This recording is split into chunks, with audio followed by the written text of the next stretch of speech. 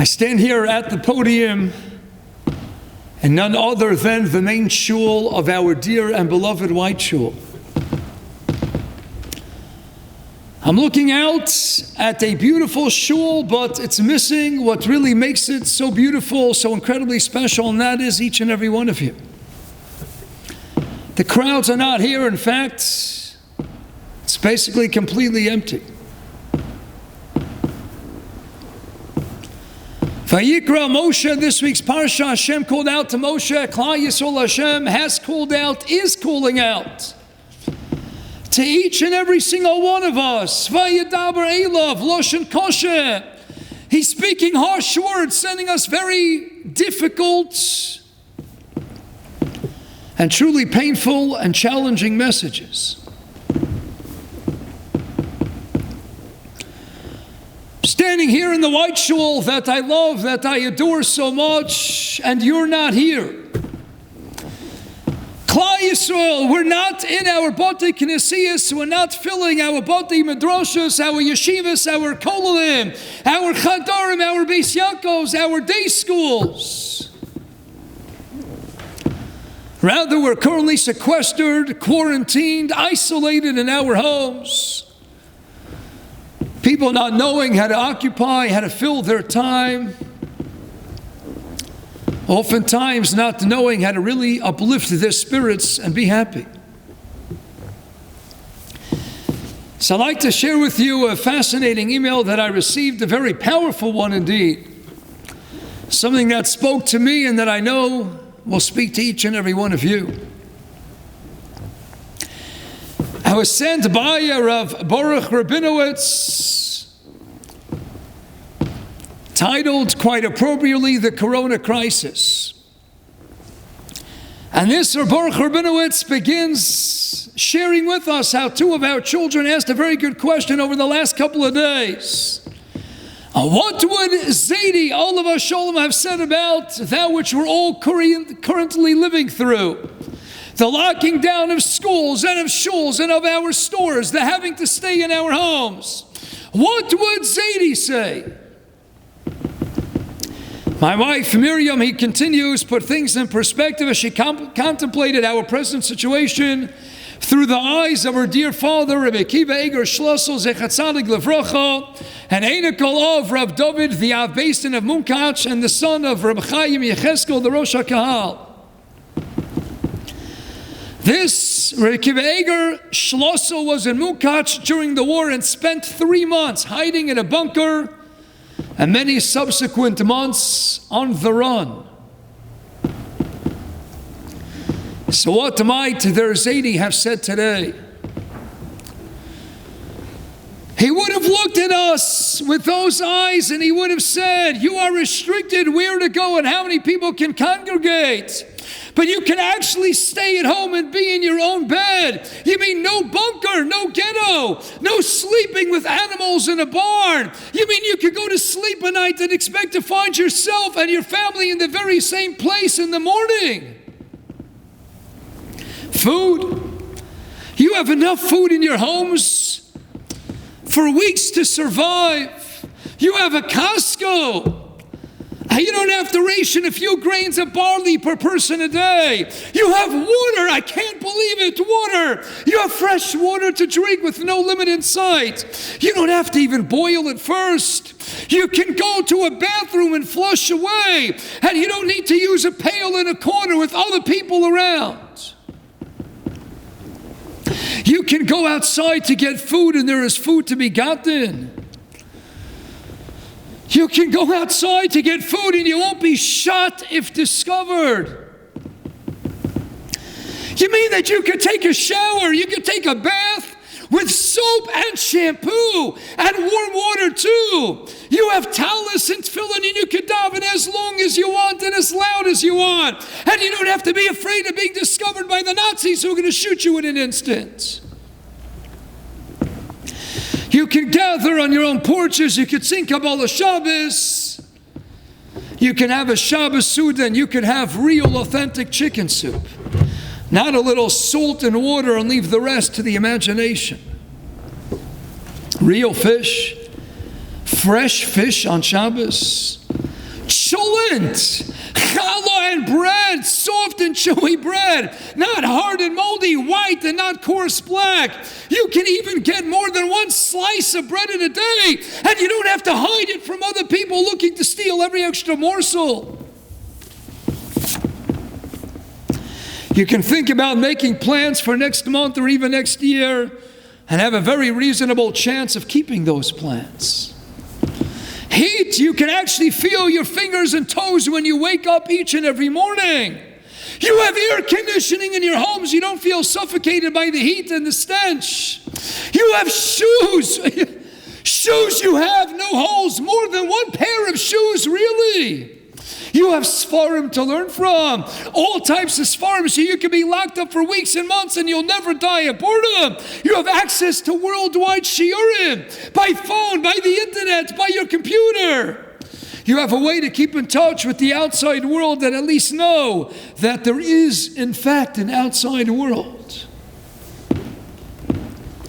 You can actually know what's happening out there. You can be in touch with family and you can check in to see how they're doing. You never think that maybe you are from the last ones alive. If you need medicines, you can actually get them from a pharmacy.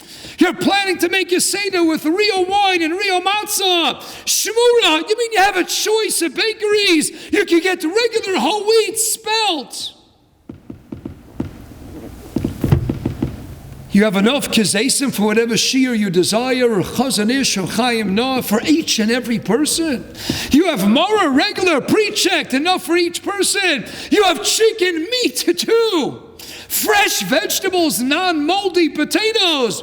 You mean you actually have potato peels with something inside? Wine. You have wine. Dry, semi-dry, sweet. And 4 cups for each person, large cups, grape juice too. Mevushal, not mevushal. A choice of wines by region, by country, by taste. You have showers, you have baths, you have sfarim, you have shiurim. You have family, you have food, you have water. You have bathrooms, you have pillows, you have blankets. You have each other. You're not living fear of being shot in a moment's notice. You have all the above. And you're complaining. You know what Zadie would have said? Zadie would have said, my dear, tired children, there's nothing to complain about. All is okay. And even when it's not okay, even when it's painful and heart-wrenching, the Patira's tragic demise, premature deaths, one after the next, Talmidei Chachamim, Rabbanim, Erlechayidin, males, females, people of all ages running the whole gamut, the full spectrum. It's painful, it's heart-wrenching, it's agmas nefesh, this predicament, this ordeal surrounding us and plaguing us incessantly. You're right, it might not be okay, but can we stop and press the pause button for just a moment and look at our lives and say, can we count the blessings? It's difficult to be inside a house, come out all day long. You're right. I don't ever dismiss that. I never will. People are anxiety-ridden. People are inundated with fear. Fear of the unknown, the unpredictable future, but Klal Yisrael. Do you have a bed to sleep in? Do you have food to eat and water to drink? Do you have a bath? Do you have a shower? Do you have Sfarim? Do you have Shiurim? Do you have Klal Yisrael? Do you have a beautiful neighborhood where even if you can't be in the Bati Knesiyos and you can't be in the Bati Midrashas, but as long as we're alive and we have fresh air and we're not worried about enemies coming to shoot us, Chalila v'chas, the second we step outside the door, and we have medicines and we have a Pesach Seder, whatever it's going to look like, but so it's a Pesach Seder with wine and matzah and morer, and we can have a Shabbos. It's not the same Shabbos, not being in shul. And it rips the heart out from the insides. It's so painful. But if you're alive, and you have what to eat, and you have a bathroom, and you have a bed, and you have Sfarim, and you have Shiurim, then you know what? You got plenty, and you got plenty with so many. When a large percentage of the world does not have, is not zoche to. So oftentimes it's a matter of perspective. What are we going to focus on? We're going to focus on the pain and the suffering, Are we going to perhaps turn our attention instead to all the blessings in each and every one of our lives? Simon Wiesenfeld, after the war, he was in Auschwitz. He came to speak with Rabbi Eliezer Silver. And he says to Rabbi Silver, how can a person be religious? I'll tell you, I was in Auschwitz. And there was actually a Yid, there was a Pashut, a Jew. He smuggled in a sitter into the camp. And you had 50, 60 people lining up. Everybody right away was rushing. Can I daven from that precious sacred sitter? Even for a minute, for 30 seconds, can I just touch a sitter? Can I just hold it in my hands? Can I caress it with the palm of my hand? Can I give it a kiss? Can I daven a few words and Adon Olam? I say a few brachas from a sitter. And the individual who smuggled in the sitter said, if you want to use my sitter, then you have to give me over your daily ration of bread. And Simon Wiesenthal turns to Rabbi Silver and says, this is a Yid, this is a Jew. He smuggles in a sitter and no one's allowed to use the sitter unless they first sacrifice, give up their daily morsel of bread that they needed to survive. That's a Yid. He's not going to let Jews share his sitter, his prized possession, unless they give him his bread. That's a Jew. I'm not interested in being a frum Jew. And Rabbi Silver says, Simon, why are you looking at that one Jew who's demanding to receive the individual's bread before he shares with him his sitter? Why don't you turn your perspective to those 50, 60 people who rushed online to say, through thick and thin, through all the vicissitudes, through the torture, and the endless tragedy that accompanied them day in and day out at an Auschwitz concentration camp.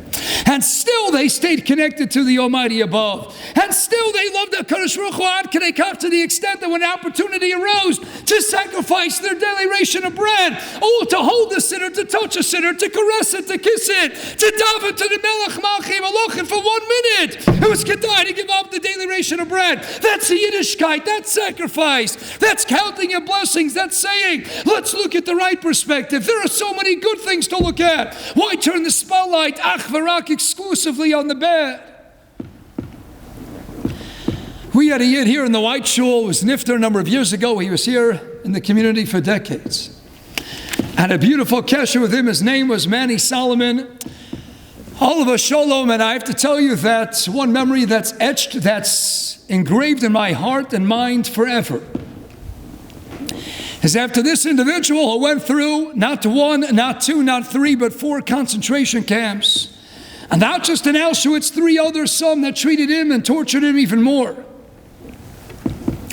And this year, when he was already well into his 80s, I called him up soon after he had quadruple bypass surgery.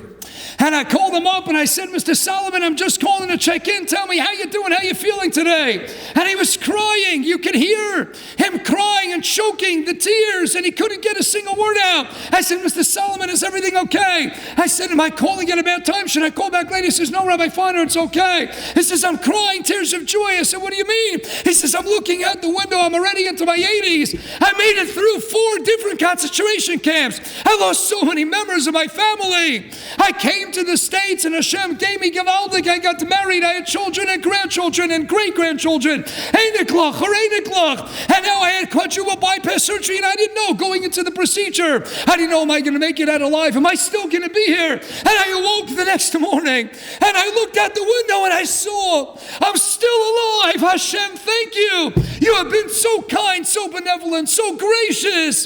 So Lefanim Shur Satin, the 4 concentration camps, a quadruple bypass surgery, losing so many members of his family. And he was thanking Hashem and crying tears of joy. Thank you, Hashem, I'm alive. Thank you, I'm in America.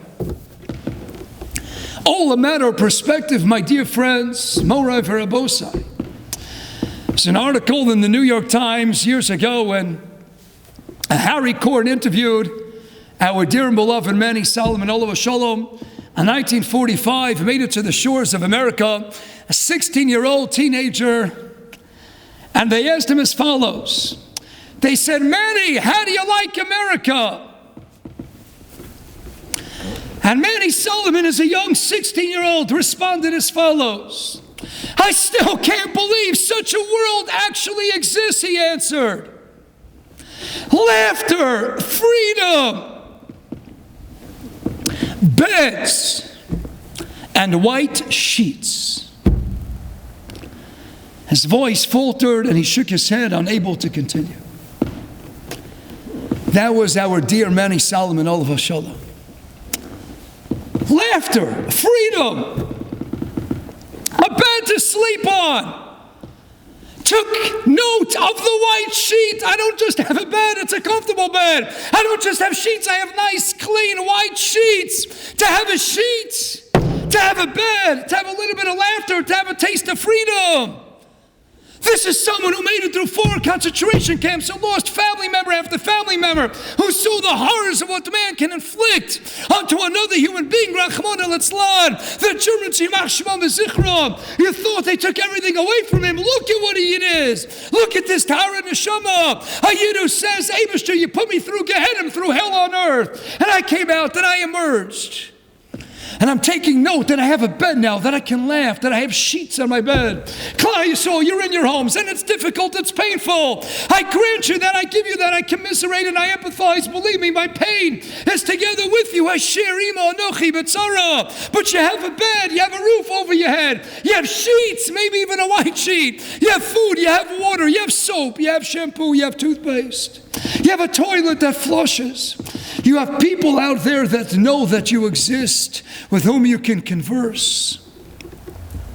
You have a freedom of a Shabbos coming up. And you have a freedom of a Zman Cheresenu approaching very, very quick.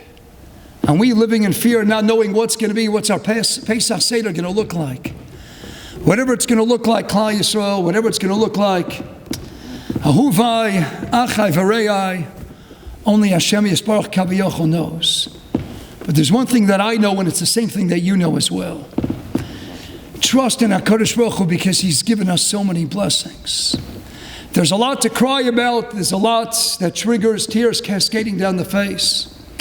But at the same time, there's a lot to think about trusting HaKadosh Baruch Hu. That He's giving us exactly what we need in the right measure, not 1 ounce more, not 1 ounce less.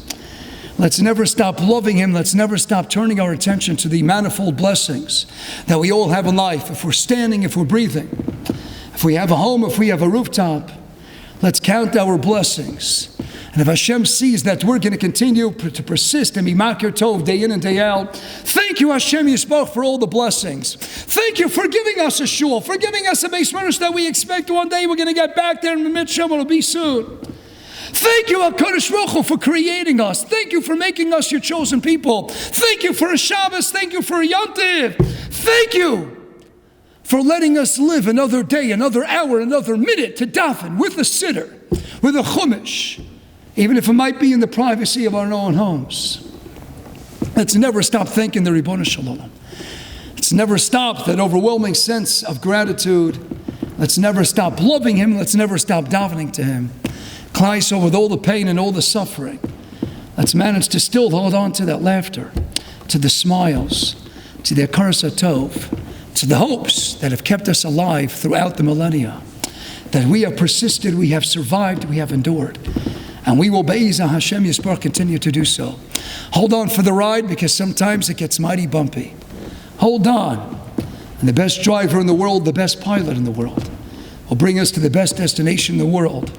And Emet Hashem, it's going to happen mighty, mighty soon. B'mhei Rav Yameinu. Amen v'amen. Have a sweet Shabbos, sweet, and the most awesome, uplifting, and meaningful Shabbos imaginable. Good Shabbos, good Shabbos.